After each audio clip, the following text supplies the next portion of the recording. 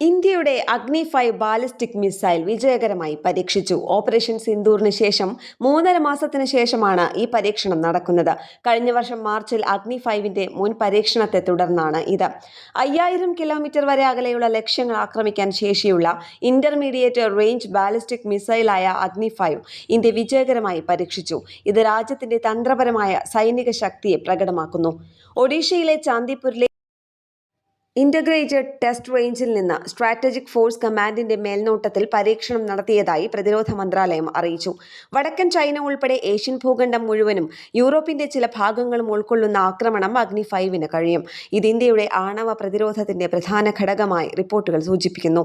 ഇന്ത്യയുടെ മിസൈൽ പരിപാടിയിൽ അഗ്നി 1 മുതൽ അഗ്നി 4 വരെയുള്ള ശ്രേണിയിലുള്ള മിസൈലുകൾ ഉൾപ്പെടുന്നുണ്ട്. 700 കിലോമീറ്റർ മുതൽ 3500 കിലോമീറ്റർ വരെ ദൂരപരിധിയിലുള്ളവ. ഇവയെല്ലാം ഇതിനകം വിന്യസിച്ചു കഴിഞ്ഞു. ആണവവാഹക ശേഷിയുള്ള ഹ്രസ്വദൂര ബാലിസ്റ്റിക് മിസൈലുകളായ പൃഥ്വി സെക്കൻഡ്, അഗ്നി 1 എന്നിവയും പുതുതായി വികസിപ്പിച്ചെടുത്ത തന്ത്രപരമായ മിസൈൽ പ്രാലയും സമീപകാല പരീക്ഷണങ്ങളിൽ ഉൾപ്പെടുന്നു. പൃഥ്വി 2ന് 500 കിലോഗ്രാം വരെ ഭാരമുള്ള 350 കിലോമീറ്റർ ദൂരപരിധിയുണ്ട്. അതേസമയം അഗ്നി 1ന് 1000 കിലോഗ്രാം ഭാരമുള്ള പേലോഡ് വഹിച്ച് 700-900 കിലോമീറ്റർ ദൂരപരിധിയുണ്ട്. പ്രലയ് ഒരു ഹ്രസ്വദൂര ഉപരിതല മിസൈലാണ്. അഗ്നി 5 ബാലിസ്റ്റിക് മിസൈലിന്റെ വിജയകരമായ പരീക്ഷണം ഇന്ത്യയുടെ പ്രതിരോധ രംഗത്തെ കുതിച്ചുചാട്ടമായി കണക്കാക്കുന്നു. നാഷണൽ ഡെസ്ക്, കേരള പ്രണാമം.